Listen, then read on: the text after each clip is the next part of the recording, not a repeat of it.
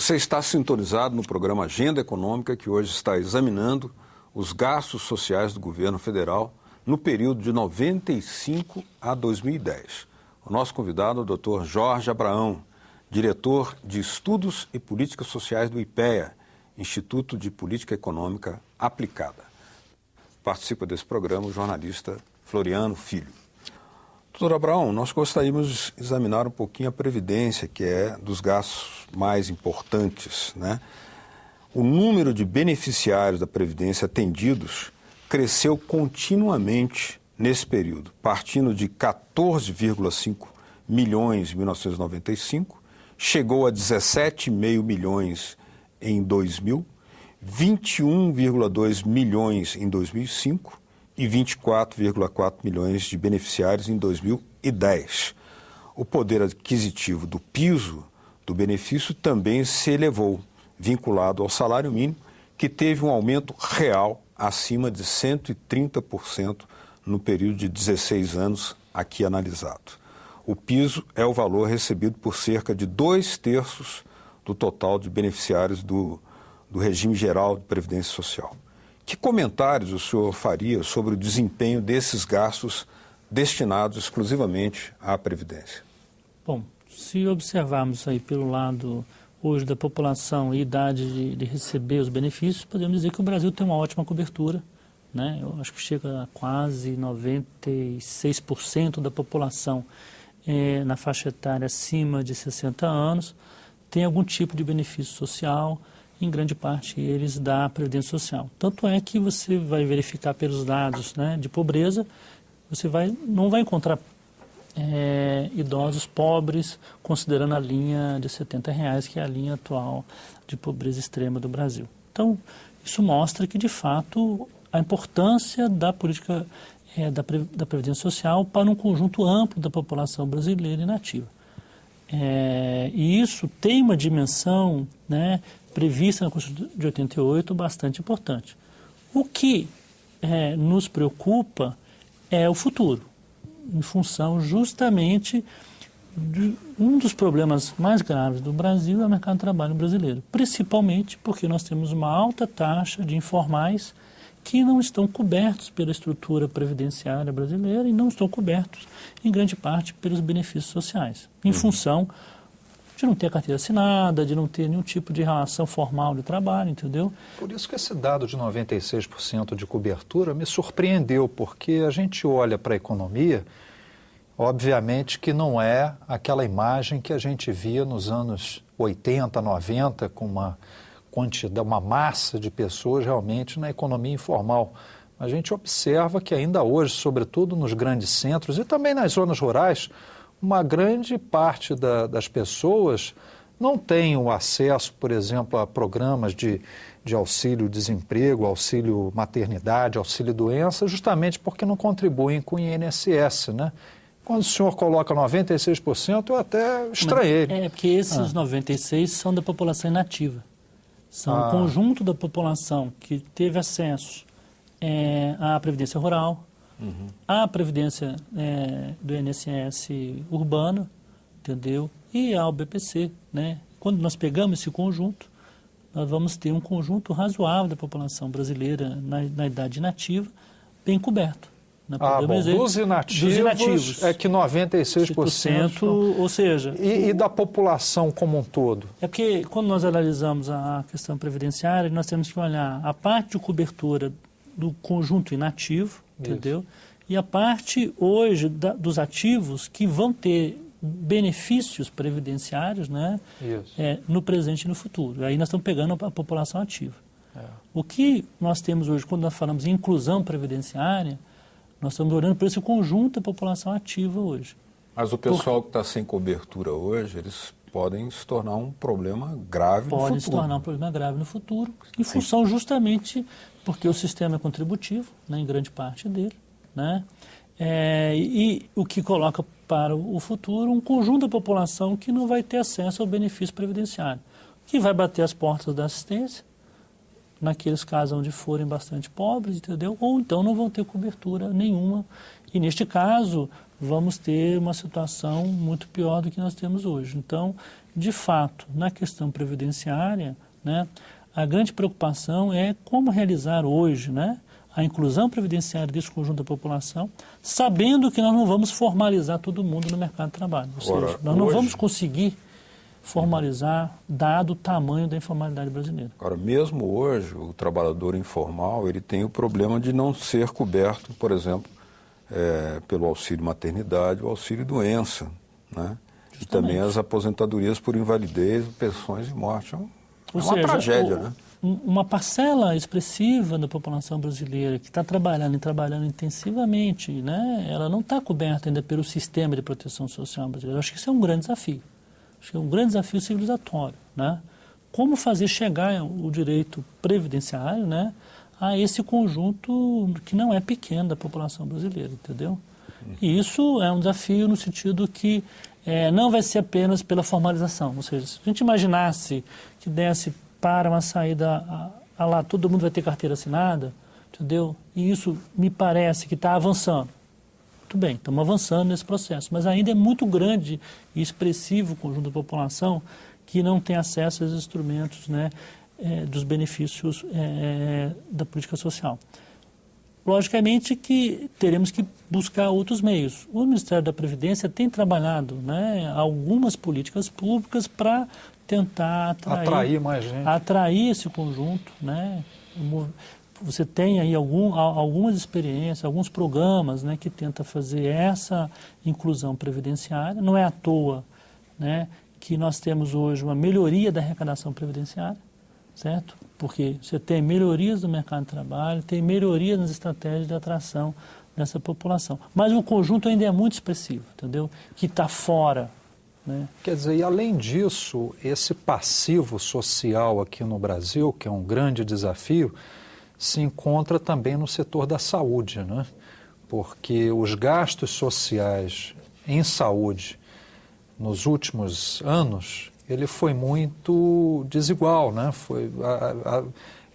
Teve uma trajetória que teve altos e baixos e, pelo que parece, foram mais baixos do que altos. Inclusive, tem um dado recente de 2010 aqui, a área da saúde absorveu apenas 10,8% do total dos recursos aplicados pelo governo federal em políticas sociais, não é? Porque o movimento na área da saúde é o seguinte, como você tem mais recursos que você está aplicando, tá? O que nós analisamos aí é o seguinte, a prioridade, ou seja, o PIB está crescendo e parcela desse crescimento do PIB não está sendo revertida efetivamente para a área da saúde. Mas não quer dizer que não haja uma melhoria do gasto em termos de valor. Quer dizer, houve um crescimento absoluto de valores, mas em relação ao PIB você tem mantido... Houve uma redução. Não, você tem mantido estabilizado de acordo com a regra que foi estabelecida da vinculação. Ou seja, porque a saúde tem uma vinculação. Mas em 95 parece que foram gastos 15,9%. do PIB, né? Ou seja, ele caiu para 10,8%. Mas aí é em relação ao gasto do governo, não? Porque a saúde ela tem uma vinculação em relação ao PIB. E se você olhar bem, está se cumprindo a vinculação em relação ao PIB. Logicamente é o seguinte, para a saúde hoje importa se o PIB tem que crescer muito, entendeu? Porque vai ser bom. Mesmo que ela mantenha, né, o percentual em relação à saúde, entendeu? Ela vai manter o poder de gasto dela. Mas, de qualquer maneira, o importante que nós verificamos de fato, algumas áreas não tiveram a prioridade macroeconômica que a gente verificou no caso da habitação e no caso da educação. A saúde é uma que manteve um valor constante neste período, entendeu? E há todo um debate de ampliação de gasto para a área de saúde, justamente porque as principais pesquisas de opinião têm mostrado que é uma área bastante sensível, né? E que demanda, em função de que o Brasil é um dos países que tem uma saúde universal, né? Colocada para toda a população brasileira, né? Isso é uma coisa muito importante, né? É um exemplo de política universal, mas que tem hoje, né, uma carência efetiva de recursos para que esses serviços possam ser oferecidos em melhor qualidade. Agora, qual foi o papel cumprido pela CPMF, afinada CPMF, nos gastos sociais com a saúde? E o que ocorre agora após a aprovação da emenda 29? Melhorou a situação? Piorou? Olha, eu acho que quando tínhamos lá a CPMF, de fato você tinha um recurso que dava uma folga e permitia você ter um horizonte de financiamento para a saúde, né? Eu acho que a perda para a saúde da CPMF não foi pequena, entendeu? Em termos de fonte de financiamento. Todo mundo sabe a duríssimo embate para financiar políticas públicas, né? Uma vez que você tem um cobertor, né, limitado, entendeu? E muitas demandas, né? O Brasil tem problemas diversos, né? Na área social. Não são problemas só de hoje, nós herdamos um conjunto de problemas do passado que exige um esforço muito grande. Então, um agravante de uma montanha de recursos alocados no pagamento da dívida do setor financeiro. Justamente você tem aí a economia política do gasto público, né? São as várias tensões do gasto público, né? Então toda a área social, você vai observar muito bem, ela vai buscar uma certa vinculação de recursos, por saber que ao fazer isso protege-se um pouco desse jogo mais forte aí, de restrição orçamentária.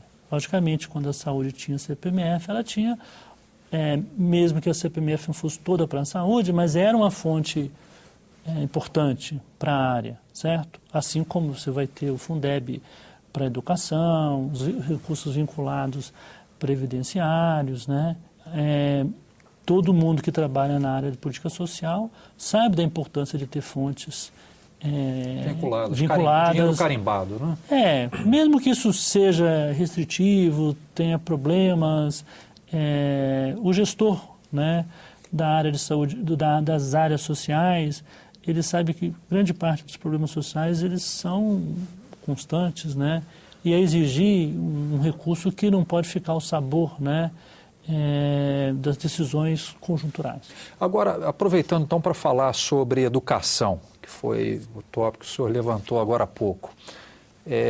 Talvez, até para fugir um pouco desse paradoxo aí do cobertor curto, né, e sair desse círculo vicioso, o mais importante seja qualificar o gasto, né? Ao invés de só pensar em aumentar, mas será que esse gasto está sendo bem realizado, está sendo bem feito? Então, no setor na área da educação, parece que houve uma redução da parcela no âmbito dos gastos sociais por parte do governo federal, que era de 8,5% em 95 e foi para 5,5% em 2005. A partir daí, parece que houve alguma recuperação no volume desses gastos nos últimos anos, elevando a participação para algo em torno de 7,2%. Como é que a gente explica essa trajetória irregular numa área tão fundamental, quer dizer, que é obviamente importante para a qualificação desses gastos?